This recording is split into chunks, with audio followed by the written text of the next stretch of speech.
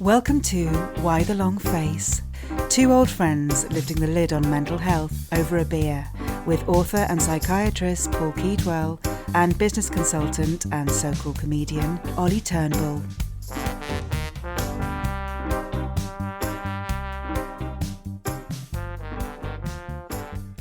This week we are teetotal, aren't we, Oliver? Yeah, we've been skiing, and we're a bit tired and jaded, and we're teetotal. So I'm just having Coke, and I'm a bit miserable. Okay. I've got no booze affective disorder. Yeah. I think. So today we are going to discuss seasonal affective disorder. Ah, yes, I've heard of this. Otherwise known as winter depression. Yeah. Which is, I think, a better word for it, really, because it is a form of depression. Yeah, and it's the winter that it affects. That's Right. the season it affects, because that's when it's darkest, right? There's a commoner form of it, which is sort of mild, which isn't proper depression, but seasonal affective disorder is kind of indistinguishable, according to Mr. Norman Rosenthal, from major depression at other times. So who's this geezer? Why does he know what he's talking So about? he's an interesting character, actually, because he's from South Africa, which pretty sunny place, quite not that far from the equator. Moves to New York in the summer for a research position. He's a psychiatrist, and he's described as being full of energy, right, and productive. And then he moves to Maryland, which is further north. It is, yeah, of course. In winter as well, which is where the National Institute of Mental Health is in the US, and notices a dip in his mood. So he's a typical psychiatrist, mad as a bag of cats. Right, but that's useful, Yeah. right? Yeah, Only the wounded can heal, right? Oh, nice one. Very good. Yeah. So he was the first person to coin the phrase seasonal affective disorder in 1984. Can I ask a question? Yeah. You know, South Africa is really south. Yeah. But it's not as south as you'd think. So in the southern hemisphere, No. Yeah. So in fact, he wouldn't have had long days in the summer and long nights in the winter as much as he would in Maryland. No, I don't know if you've been down there. Cape I have. Town, I've around been there. to Cape Town. You don't notice there isn't that much variation. Well, I wasn't there long enough, but no, it's not. I think, yeah, it's because the Mercator projection always fools you. Yeah, right? it does. Not Mercator. Because they've always the equator. The equator. The is always- equator, yeah. The equators are always about 2/3 of the way down the living thing. It's to make Britain look really massive, which I quite like.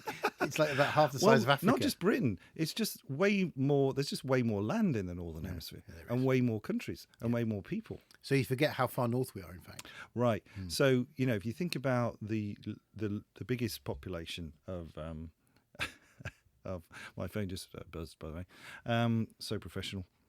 Australia, you think of that being quite far south. It's not that close to the pole. It's still, if you think half of Australia is still kind of tropical. Yeah, I looked that up, and it is a lot less south than we are north. Well, for sure. Yeah, it's about proximity to the pole, right?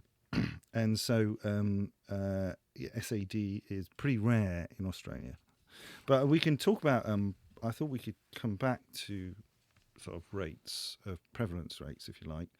But it's interesting. Discuss what it actually is first. Right. I think Rosenthal's your man. Yeah.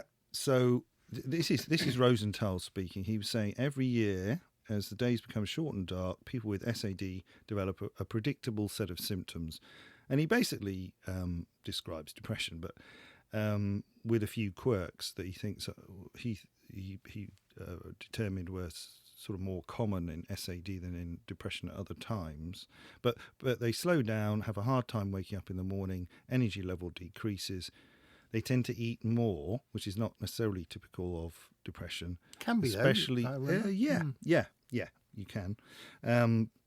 But it's not typical, especially sweets and starches, and gain weight. The concentration suffers, well, that's a general depression symptom, and they withdraw from friends and family, which again is a symptom of any kind of depression. As you can imagine, their work and relationships suffer, and they can become quite depressed. This symptom cluster often lasts for 4 or 5 months until the days become longer again. That is great. Didn't he say something about its exposure to light? Therefore, if you're in an environment where there's lots of cloud which blocks the light, that can also lead to so it's not just latitude and the length of day; it's also the amount of sunlight hitting your skin. Right, that is true. It's going to be a combination, I think. You're unlikely to develop if you're sitting on the equator and you have a few cloudy days in a row. It's still going to be pretty bright, I think, because the sun's right above you. Right. But if you're in a northern latitude, but also if your office is a windowless bunker, right? So because it is about the contact with light rather than necessarily the latitude. And you're sounding like it doesn't even matter if it's not sunlight. I think you're saying potentially that artificial light can help as well. Well, the lack of sunlight is the most important thing, and then an artificial light is not a very good. It doesn't compensate very well. Right, and there are reasons for that which we can come to later. But windowless offices, basement apartments should be avoided, basically, especially if you're in northern latitudes. So he goes on to say, in its full form, SAD affects productivity in work or school, may affect interpersonal relationships and causes a marked loss of interest or pleasure in most activities, which when we were covering what is depression, these are the core symptoms. Absolutely. Right? No difference from what I can see. But what was interesting is he recognised a milder form which he called the winter blues, which is probably very common in Scandi countries and so on, where energy is decreased and there might be increased appetite. It affects your enthusiasm and productivity, but to a lesser extent. Well, I mean, this comes back to what you've always said about it being a continuum depression. You don't. It's not like having a fever. You have a bacterial virus that you're fighting, and your temperature goes up. Right. Depression seems to me, from what you've been telling me over the last few weeks, is much more of a continuum.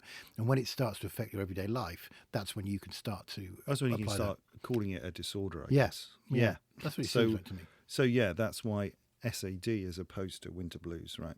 Seasonal affective disorder, that's markedly affecting your functioning.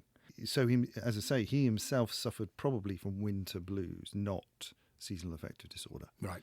I used to work in an SAD clinic actually, and so I was in the business of dealing with formally diagnosing it. So you would have thought it'd be straightforward, but to arrive at a formal diagnosis which is consistent with the Diagnostic Statistical Manual 5, DSM-5. The old DSM-5. Now, you have mentioned this before. Now, this is a categorization of disease, right? It is, and that's the North American system. There's a European or a WHO, World Health Organization equivalent, which is the ICD, International Classification of Diseases 10. They're working on the 11. I've seen that. Do you know how many entries there are in it? Because I actually studied it just to see. Bloody loads. That's right. Bloody loads. But to put a number on it, 70,000. 70,000 different things you can have, and many of those you can die from, because I was trying to compile some suicide statistics for our suicide app. Right. But that's not, of course, mental disorders are only part of the ICD. Absolutely. Yeah.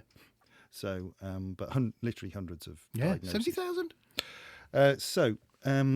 You need at least a 2-year period of seasonally related depression. So autumn or winter onset with spring or summer symptom remission. So you need at least 2 of those. But that's to be defined. Consecutive. That's to be diagnosed with something that doesn't exist in DSM. No. It doesn't exist as a standalone diagnosis, interestingly. Right. So this is recognising the fact that it's a form of depression. So what you do in DSM-5 is you use it as a specifier. Aha. So you say that the diagnosis is recurrent depression, but with the seasonal specifier. Oh, so it is covered in that sense. So it's covered. So it's in there. Quite like that. But the point is it's not a standalone diagnosis separate from recurrent depression. Got it. So it is a form of recurrent depressive disorder. Or, as I'll come to, it could be bipolar.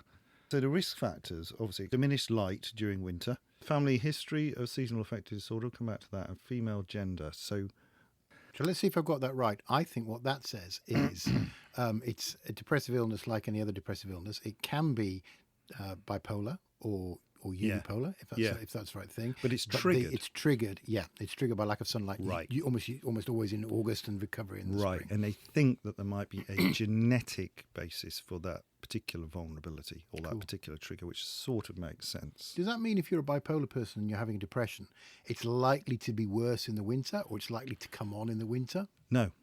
How extraordinary. It's a completely different setup, different mechanisms. No, because if it did, then you'd put that specifier in. Right.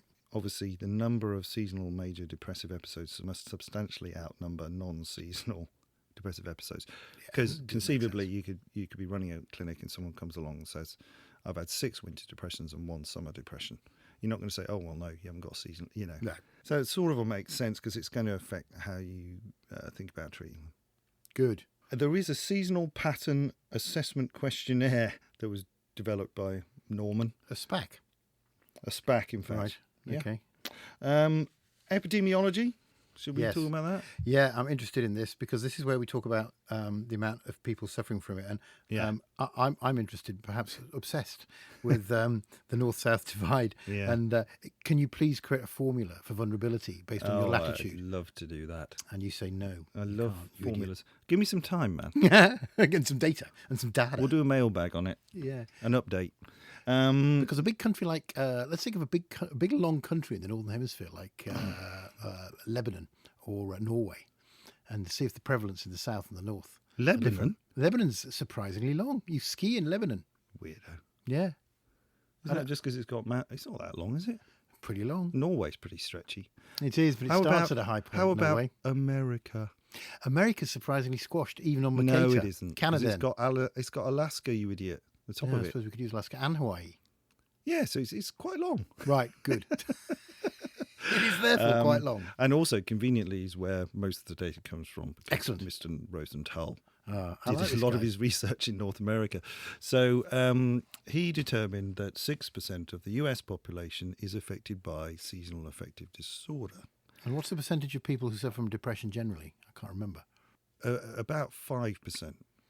Oh, it can be higher. It depends if you're talking about right now, this minute, Or or people who over a have. year.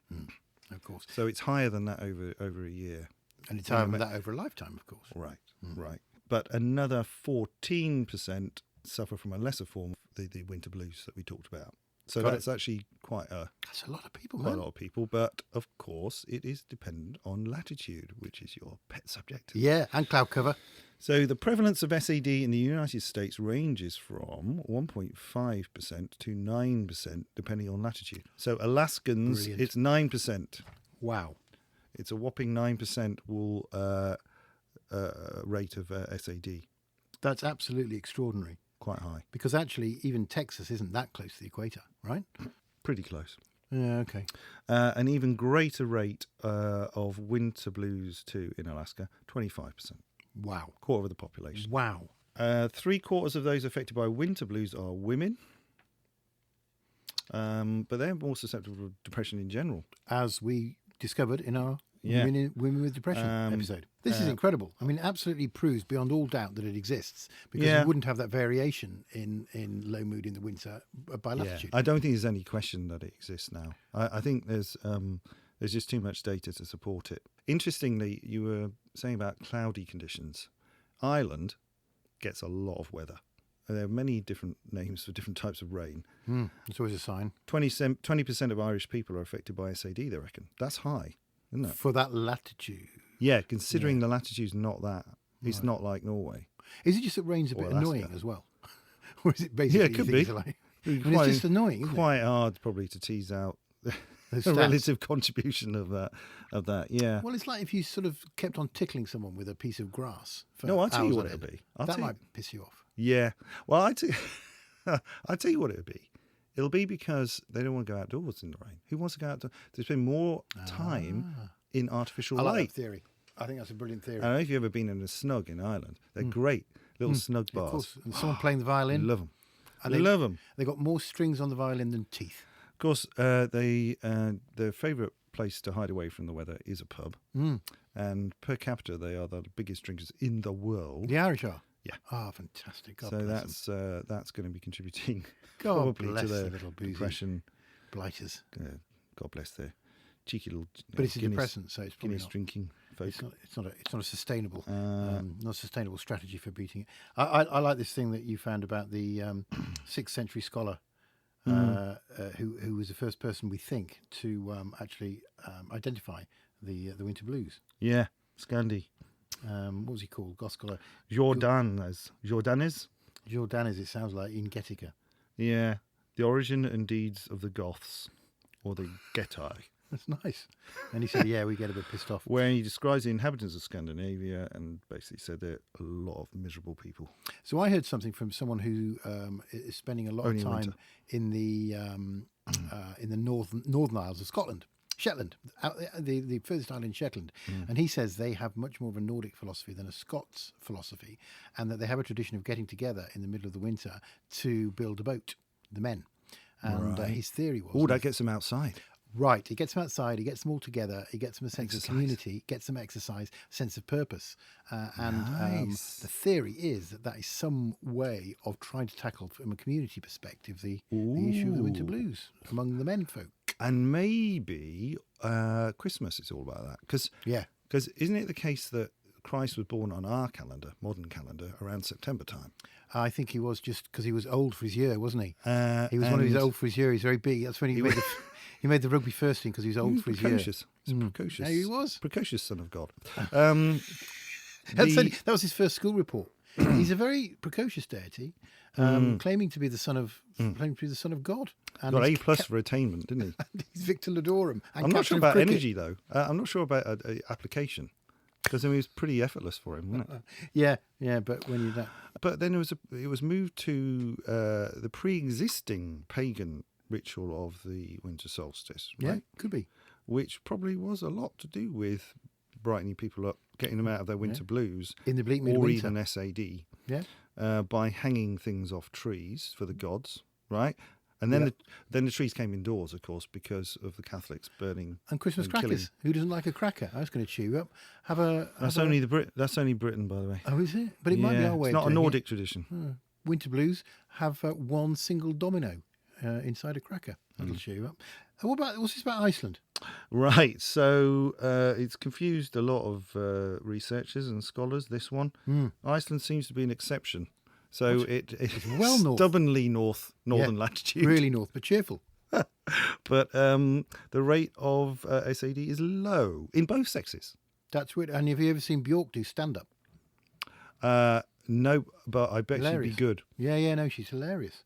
And so that's incredible. Because have you been to Reykjavik or anywhere in Iceland? No. Miserable in the winter.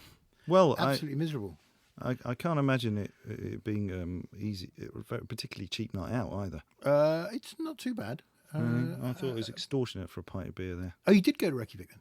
No, I just heard about it. Ah, right, yeah. No, And that put me off forever. typical Nordic prices. I like my beer. I didn't think Sweden was that expensive when we went skiing. No, It worked out ski about resort. £6 a pint for a half litre. Yeah. I think you'd pay more than that on the French slopes.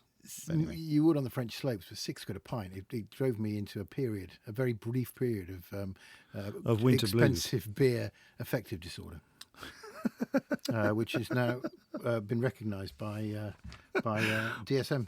I'm feeling a bit low, The DSM Doctor. Have you been 5.5. charged excessively for a pint lately? You can't just make up your own DSM, you know. Really? It's not open source? Well, I suppose you can. That's a closed shop of DS the medics. DSM 6, We'll tell you when a new disease has authored been by discovered. Oliver Turnbull, a crank. A persistent crank. To the administrator of the DSM. So, yeah, a study of more than 2,000 people in Iceland, prevalence was really low. And they were like, oh, for God's sake, why? We thought we had a theory here that worked. And then he looked at Canadians of wholly Icelandic descent. Guess what? Really low incidence of SAD. What? He's developed one weird theory. I think it's weird. Yeah. But it's all down to fish consumption. That I know sounds fish oils are good for the brain and everything, right? Everyone knows that. Monty Python-esque explanation. It's like they eat 90 kilograms of fish per person per year, right? Are you As eating opposed- fish? It's ridiculous. Just a little bit of sushi. 90 kilograms per person as opposed to 24 kilograms in the US and Canada. Do you think fish might fight depression, or fish just might fight the winter blues? Well, there is some evidence, it's not very strong, but that fish oils help all mental illness, including depression, schizophrenia, a bit of a generic effect, right? So, yeah, could be. Wow. But I think it's more likely that it's about how long you've lived in the northern climes. You know what I mean? So if the Icelandics somehow got split off from everyone quite early on. They've adapted better over the... Yeah, natural millennial? selection as maybe the winter blues people were being too sluggish. Can't just be got bothered to wiped breed. out. But Joking, they breed in the summer. They breed in the Um, summer like crazy. I'm feeling better. Life is worth living. Come over here, LC Yeah, but maybe Dossier. in the marginal ice age environment, you know, Oh, the it's fact you interesting, don't isn't get it? depressed in winter is going to give you the edge. I don't know, but if they've been, I don't. Someone needs to. I couldn't find any. To be honest, I couldn't be bothered to look it up. Whether Good. Icelandic Good populations research. have been in Iceland for longer than the rest of the Scandis have been You in must, Scandinavia. by the way, that's quite a good advertisement for our podcast. Quite scantily researched. Why the long face? Only on that point. Yeah. The rest of it's deep research. It is man. deep research. There's pages But I of this think stuff. the Nordics may have it might be just recent arrivals, in which case, well, you know, they haven't had time to adapt. Might be. I like your theory, actually. In fact, I'm liking all your theories today. You've done very well. Thanks, man. Yeah. I like the fish. I like the time to adapt. Yeah. And I definitely like Jordanes in Getica because he said some interesting shit. Right. So Where are we going now? I think we've pretty much done epidemiology, apart from to just reiterate, SAD is rare in the southern hemisphere. And we know why that is now. Yeah. Less countries in the southern hemisphere that are close to the pole, Right. despite what Mercator says. Well, Mercator seems to show, yeah, because Mercator's lying to you. You've got to look on a globe. So maybe we should come back after our sponsors to talk about the putative mechanism behind SAD. You've got me with that word. All right, we're back And you remember because we don't have any sponsors yet. And and what was the word? Can anyone remember the word? Putative. Putative. Okay. I always like to throw in a word like that every episode because it Yeah. always gets a reaction from you. I love You liked putative. subtended last time. Well, I knew subtended, but I'd been reminded of it by but you. You didn't see it coming though, did you? I didn't see it coming, and an unexpected subtended is always going to put a smile on my face. Melatonin is the key hormone behind SAD. They Now- reckon Isn't it the key hormone behind a lot of depressive symptoms? it's the key hormone behind seasonal depression. But I don't. I think I'm getting what you- confused, aren't I? So what you've got, so melatonin is important for all of us to keep that sleep-wake cycle Right. fairly consistent. Because people take it when they go on flights, don't they? To sleep easier. So it is used as a treatment for jet lag. Yes. Mm. Now, what I think the researchers have said is that is a subgroup of people, because we know, of course, not everyone gets seasonally specific depression. But those that do are particularly sensitive to changes in melatonin. So the blood levels of melatonin, they are high at night and low during the day. Let me get this right. This melatonin stuff regulates your sleep. What system is it part of? Basically, the secretion of melatonin is higher at night and lower during the day. Its secretion is regulated by the suprachiasmatic nucleus of the hypothalamus. I knew that. Right, and that nucleus sends out an oscillatory neural signal dependent on how much certain receptors are stimulated in the retina by daylight. So let me ask a question. Is the reason for this so that you start to get in a rhythm of sleep and awakenedness based on light? Because we're Yeah. diurnal. Well, we need creatures. sleep, right? Right. And the best time to have sleep is at night, unless you're a nocturnal animal, which we're not. We are not. And I according ain't no owl. to this dude, Russell Foster, the photoreceptors in our retinas evolved separately from the receptors that are used for vision. So they are completely sort of a separate system. Interesting. So that sleep-wake cycle evolved separately. Ah. That there's a certain pigment called OPN4, which is particularly sensitive to light in the blue spectrum, and blue light signals to the pineal gland shut down melatonin production. That's what he's found. Wow. So, and the blue spectrum is particularly abundant in natural light, which is why artificial light is a poor replacement. There's 500 times the amount of blue spectrum light in daylight compared to an LED. I So read. tell me this, because we can have all sorts of different coloured lights. Yeah. At say a discotheque where we're dancing.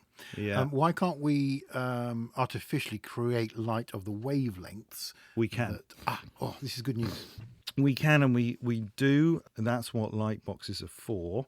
But it can't be just blue light that we need, because otherwise light boxes would only, the therapeutic ones, the light therapy boxes, would only emit blue light. But can't it just mimic the spectrum that we get from daylight? I think it does All its those best to frequencies, do it does that. its best to do that. Yeah, Cool. while also blocking out the harmful rays that we get from daylight. Well, yeah. Because if you're You wouldn't want close to get a tan up, from a light box. well, you don't want UV. Yeah. Because then it's like just being on a sunbed Yeah. whole time. Yeah. You're going to end up with a hilariously lobster red face. And Bit gammon. a bit gammon, but an increase in your mood, which is not what you're after. You don't want a gammon look. You don't want a gammon look. That's ridiculous. So light intensity is important. So you need it's getting the right spectrum and it's getting the right amount of intensity. And I got a bit confused looking at it all, to be honest, because Did you, Doctor? Yes, I did. Oh. Yeah, I found the research findings slightly contradictory, Well, which ended up mainly because I'm not sure that the quality of evidence of the research has been that good. it's But- also not black and white, is it? I mean, It none of isn't. these things with the mind are, which is what makes your job kind of interesting. Well, really. yeah, and again, it seems that it's a bit of a spectrum. So, as at the same time as you're going to have variations in vulnerability to dips in light, right? In the first place, you're also going to probably have a variation in the amount and type of light you need.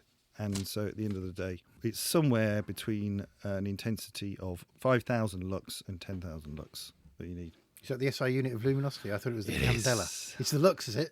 Is it an? I don't know. Okay, You're the fine. physicist. But going back to mechanism, so melatonin probably affects serotonin and dopamine levels more in vulnerable individuals. I think that's where the vulnerability is, because we all have fluctuations in melatonin level, and I don't think there's any link between amount of melatonin you produce and the amount of depression. Right. So the link must be to do with how melatonin suppresses serotonin, how much it suppresses your serotonin production. The lack of serotonin is bad. That seems to be behind a lot of But you're depression. saying that it's not inevitable. The link between melatonin and serotonin is different for each person. Yeah, so that's why not everyone gets winter depression. That's why not everyone who takes melatonin to cure their jet lag will instantly become depressed. What about different skin tones? Because presumably there is a difference in absorbency of light between people with darker toned skin and lighter toned skin. Well, I don't think the skin is the feedback mechanism. It's what comes through the retina, as I said. It's the photoreceptors in your eye that are controlling all this. I don't even want to go there, but it's fascinating to imagine whether blind people can suffer from Well, different system.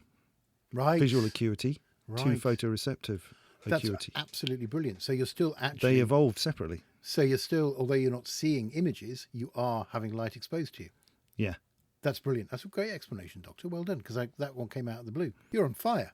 So I think what you're saying is if you or I, or our producer, went into a dark box for a month, it's not inevitable that all of us would probably be a bit pissed off, actually. But say we had lots of stuff to do and we were getting on with each other, it's not likely that we're all going to get necessarily winter blues. It depends on our...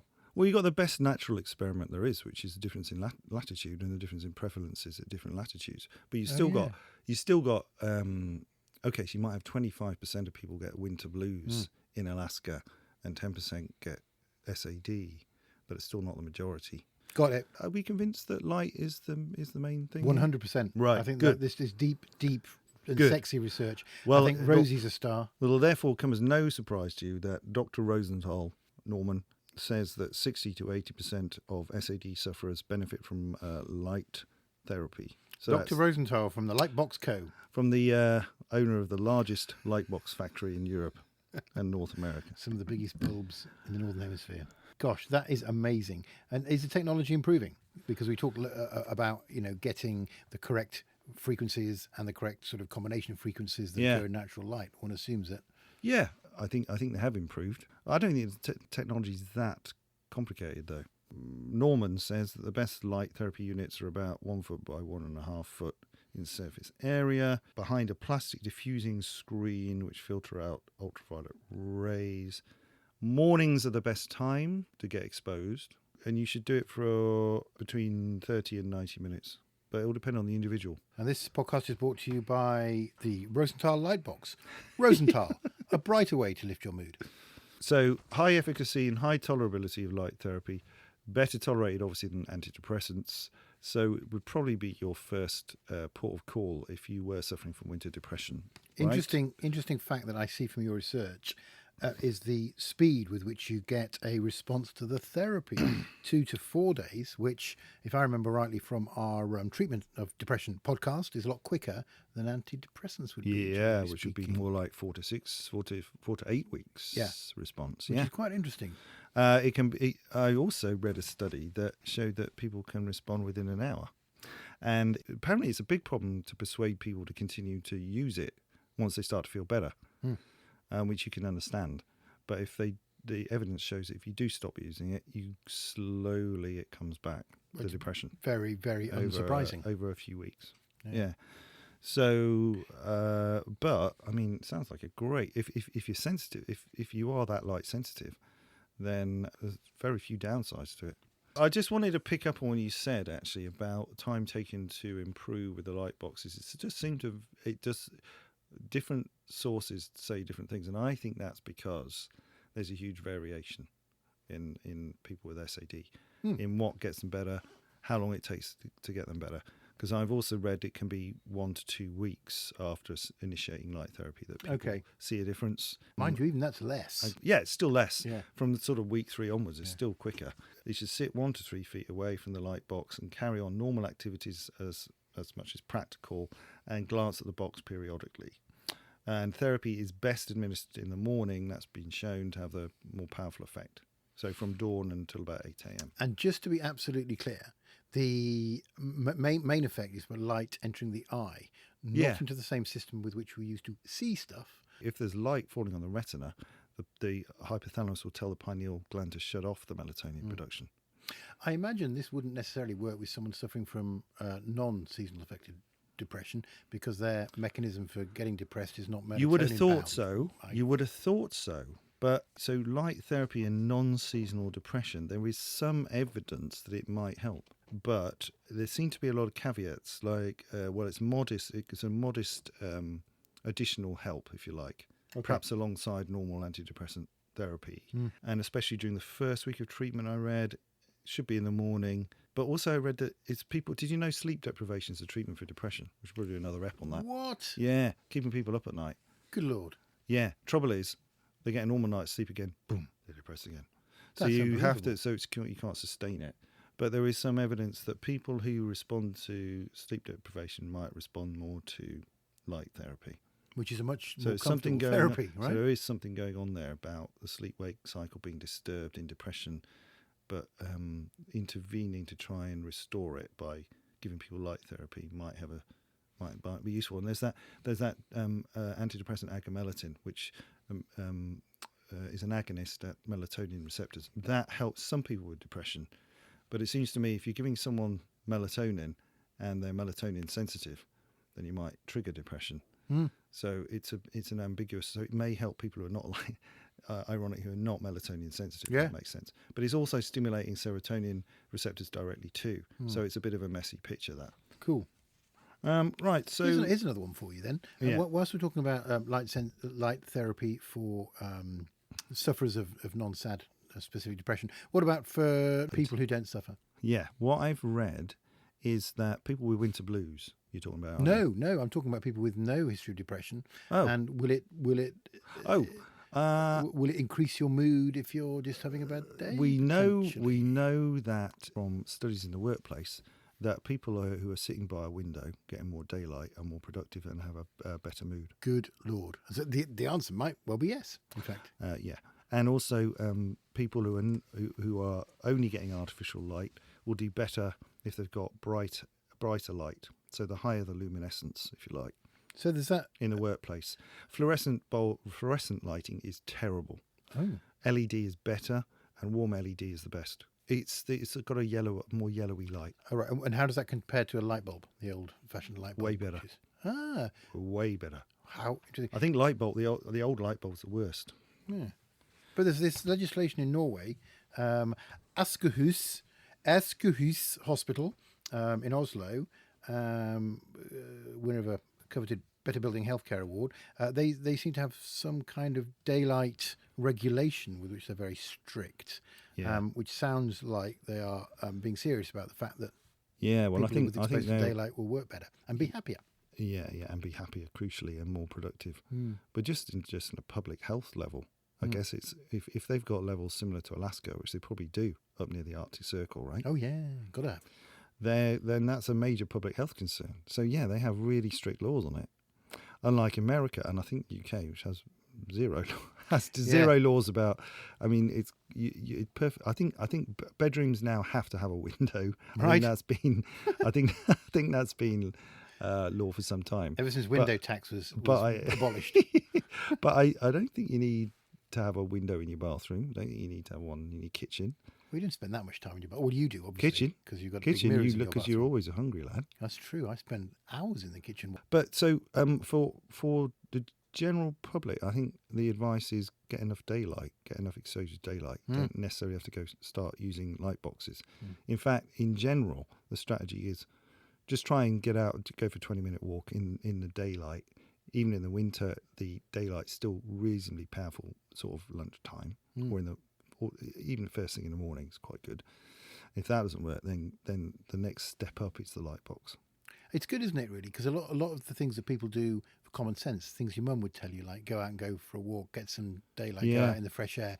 It's all stuff that actually makes sense. Well, also anecdotally, we've got a mate who told us he got, I don't know if it's as severe as SAD, but he certainly got winter blues, and he said that going for a swim in the winter cured it for him. Outside? But I think it might. So obviously the cold water was bracing, but I suspect the therapeutic element was just exercising outdoors, getting more sunlight, but also the exercise is generally therapeutic for depression, isn't Reflected off the water as well, maybe.